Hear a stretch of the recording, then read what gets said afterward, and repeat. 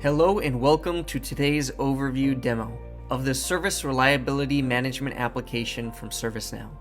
One of the big things we've been hearing when it comes to service reliability and ensuring the availability of your application and technical services is that through digital transformation over the last few years, the number of these services has risen dramatically. Specifically, it's risen in organizations and lines of business outside of IT, and central IT teams that traditionally gated and delivered these new services are struggling to keep up, and they find these new fusion teams being built in lines of business to deliver on the independent and individual needs of the organization to serve their customers and their employees. As a result, what we run into is a bimodal world where you have traditional IT and centralized teams delivering service, infra operations, and maybe managing tooling and platforms like ServiceNow that are governed by a central team, while also finding distributed and fusion teams that are doing work like app dev, DevOps, and SRE across multiple services and applications. These product teams are looking for more autonomy. When they're coming to work on the ServiceNow platform, they don't want to wait for a system administrator to configure their business logic or align to their team's requirements. They just want a tool that they can use to maintain their services availability that they are delivering. As a result, we've built this new experience, Service Reliability Management, to take a lot of these new practices around SLA/SLO management, site reliability engineering, AI/ML, and really focus on experience, resilience, speed to implement, and improving your own cost through tool consolidation. And so what we've seen talking to customers is that the life cycle of delivering services generally follows a classic plan, build, run paradigm. And with this new application, Service Reliability Management, we're looking to help you specifically in the short term running these application services using team-based service reliability, where you'll be able to set up your SLI and SLO. You'll ensure that logging and monitoring is sending in alerts anytime issues detected with the health or performance of your service. You can define specific items for product readiness and specifically ensure that you have on-call incident responders available when an issue actually is detected by your monitoring against the service you've registered in this application in ServiceNow. And so the full service health visibility stemming from logging and monitoring and visualized through your service level objectives and service level indicators. Now, it's important to highlight that there has been existing capabilities at ServiceNow for that type of functionality, namely the site reliability operations and site reliability metrics store applications. We are going to be deprecating these existing store applications for the new Service Reliability Management product, part of Service Operations Workspace, and it's built using the new UIB technology. So it's much more extensible than Agent Workspace, and it's where the business's investment will be going forward. Now, when I talk through the life cycle of how it looks to implement Service Reliability Management and the vision for the application of how we can empower teams to ensure that their services are reliable using site reliability engineering principles, it is clear that we need to first of all enable teams to self-serve. No longer is a system administrator required to govern the access and the implementation. We want to empower teams to have the autonomy with approvals where necessary to implement their own services, integrations, SLI, SLOs, and on-call schedules.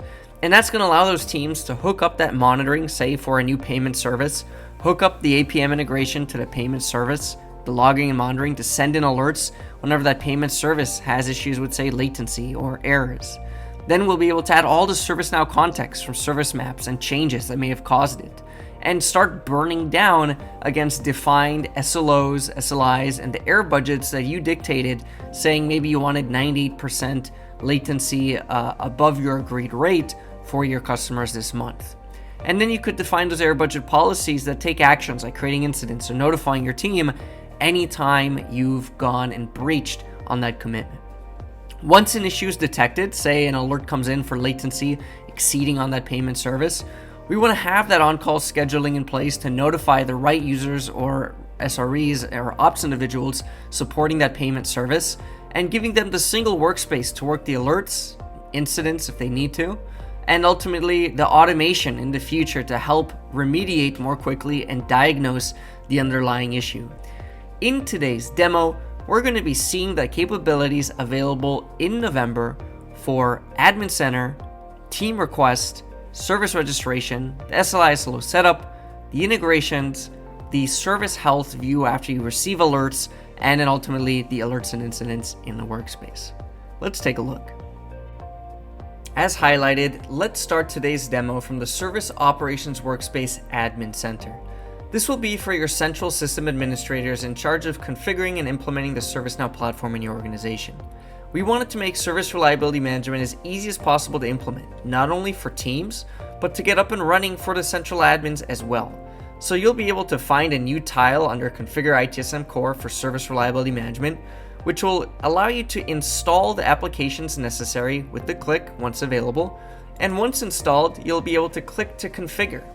The configuration options for SRM include assigning very quickly administrators to administer the SRM experience and implement teams on their behalf, the ability to import in services, as you'll be able to decide what services you want to track SLIs, SLO4s in the SRM application.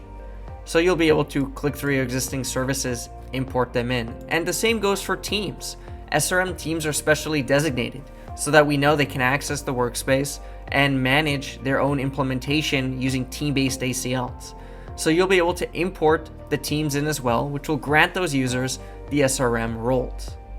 Now, governance and autonomy was important. We wanted to allow the individual responders to implement the product, but we also heard from central IT teams that they didn't want everything to be available without any form of governance. And so even though your individual teams can request their own teams, can request their own services and implement services, you can still add approvals to each of those steps, both for services and teams. Finally, once you go through the implementation, your teams will have the ability to define error budget actions, which will trigger specific flows. And so you'll have the ability to go ahead and define what those error budget flows should do when they're automatically triggered through an error budget threshold. More on that later when we implement as an SRE user. So to summarize, the sysadmins will very easily be able to enable the application, define and import any users, teams, and services that they know need to manage the application ahead of time, and define what level of governance they want throughout the experience. The last task that they can also ensure to do is if they'd like teams to be able to self-request access to the SRM application, they can publish a specific catalog item into their catalog and modify any of the forms.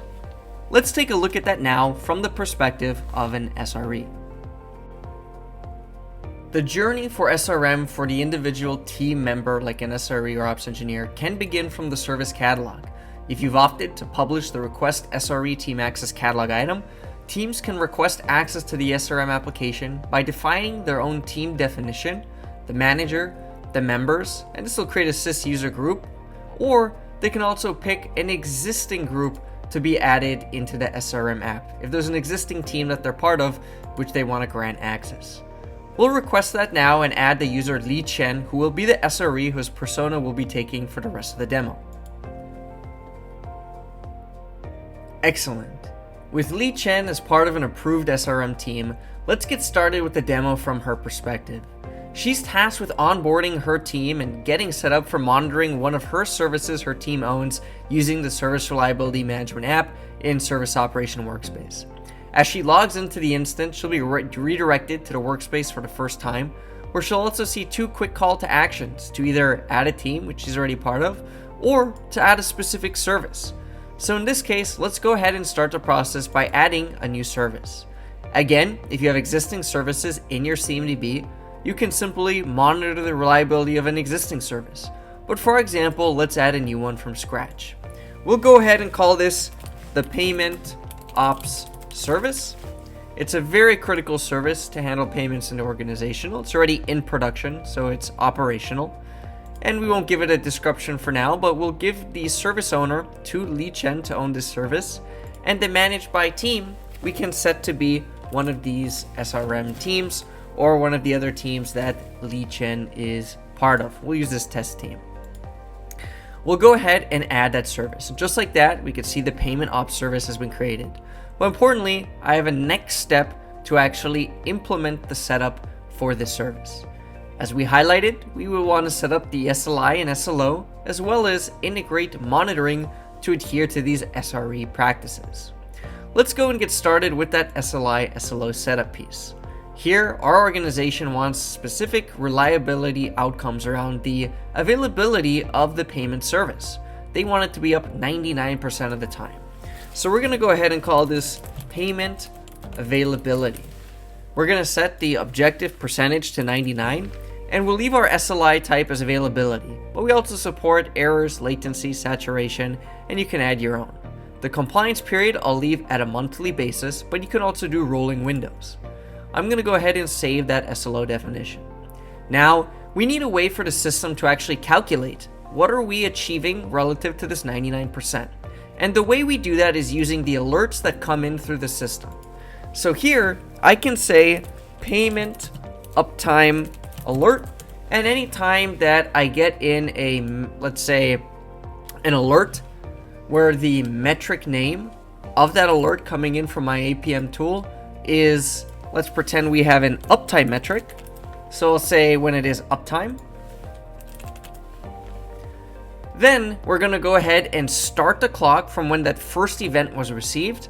And when the alert gets closed, we'll stop the clock. And the alerts could get open and closed either by a human or directly by the APM tool, sending in a clear signal. And we'll see that later in today's demo. But now I have my payment availability SLO. I have an SLI so that the system knows anytime alerts come in and the metric name is uptime, I'll degrade against this given SLO.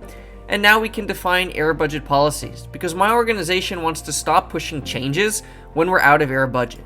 So I'll add an error budget threshold saying anytime error budget remaining is below, let's say 10%, so we have a little bit of wiggle room, we want to go ahead and create an incident that's going to get assigned to the team so that they know they need to look into making it more reliable or stop pushing new changes.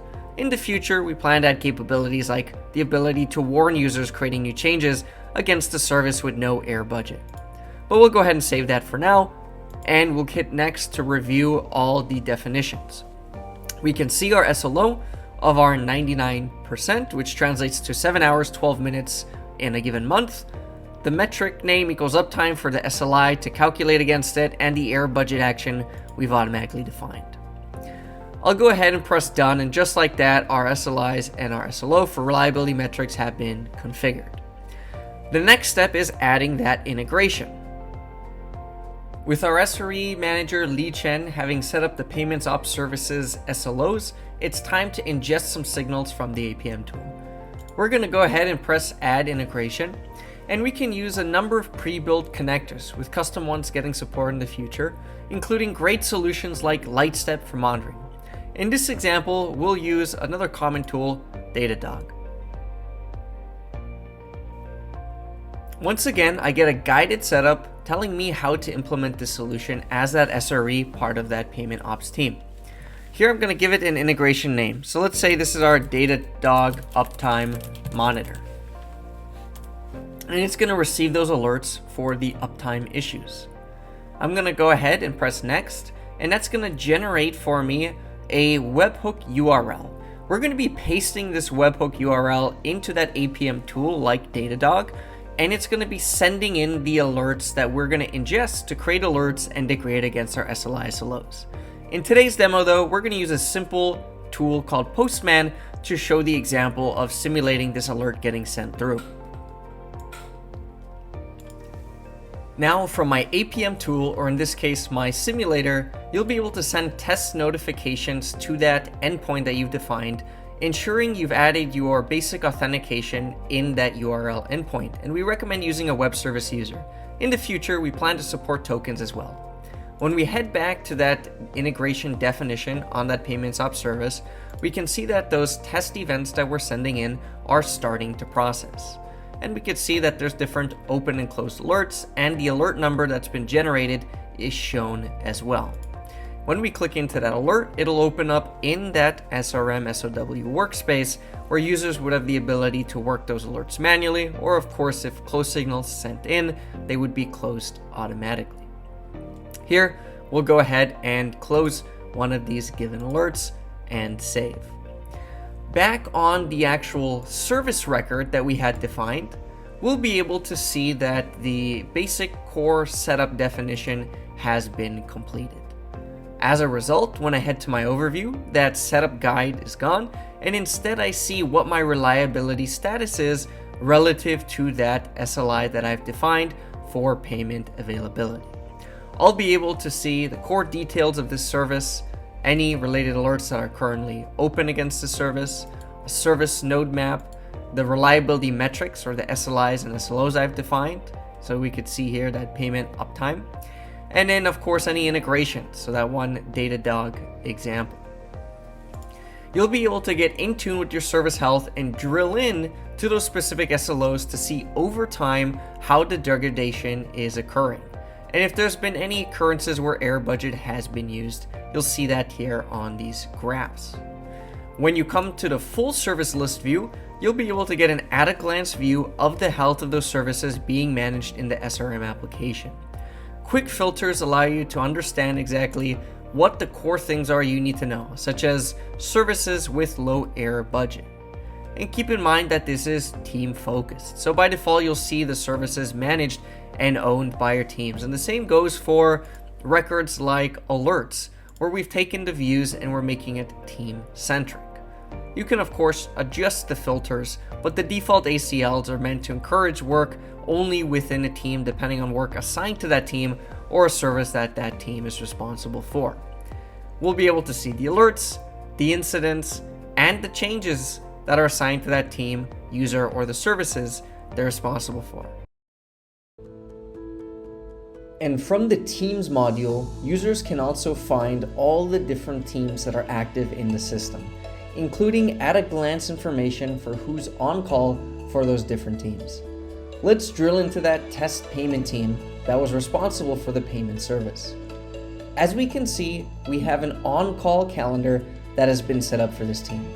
Teams can manage their own on-call information directly from within the service operations workspace, where they can see the shifts and easily click and manage the details of those shifts, such as the shift start time, the repeat frequency, who the members are on those shifts, and then importantly also the escalation policies that are going to be effective for those shifts. Keep in mind that the escalations, triggers, and policies are also fully defined and managed by those teams in the service operational workspace. And they'll let you define exactly when you want the on-call logic to route new work, such as alerts and incidents, to the team, as well as what the escalation level should be when something is getting escalated. And you can define one or more escalation steps that move between those recipients, whether it's the manager, the on-call shift, a specific team or users, and the amount of time to wait between moving to the next step. This ensures your teams are easily managed and defined within Service Operation Workspace in terms of the members, the services managed, and the overall experience. Now, similar to the SRM experience of setting up your services, you will also get a guided setup on the Overview tab, helping you define your team members, assign services this team manages, define the on-call schedule, and the escalation triggers and policies to ensure work gets routed in the right manner. Now, the last feature that is going to be coming in the near future here with Service Reliability Management, as well as ITOM, is a new Alert Automation Management module directly from Service Operation Workspace. This allows non-admins, engineers, SREs on the actual distributed teams to define their own alert automation logic, such as a rule to automatically create an incident every time an alert comes in with a severity of 1. And they'll be able to go in and add that action for create incident. We'll also support in the future other automation rule types such as enrichment for service context and grouping so that your teams can define the logic that they want to see to reduce the volume of alerts that come in and to consolidate context when diagnosing and remediating. In today's demo, I hope you saw how the Service Reliability Management application in the Service Operations Workspace is going to help your organizations prioritize service health using SLIs and Os to ensure error budgets are met and that error budget policies are automated. As you saw, we can reduce the setup friction with guided onboarding not only for admins, but also for the individual SREs or Ops, Network, Infra, Cloud, IT resources that will be using this application to improve the health of their services, with separated team-based data and minimal governance from central IT. Native on-call escalations and scheduling handled by the teams, as well as improved diagnosis and automated remediation with context from automatically grouped alerts, changes, incidents, and service maps. If you're interested, please request access to the application from the store, and we hope to see you using this application in production soon.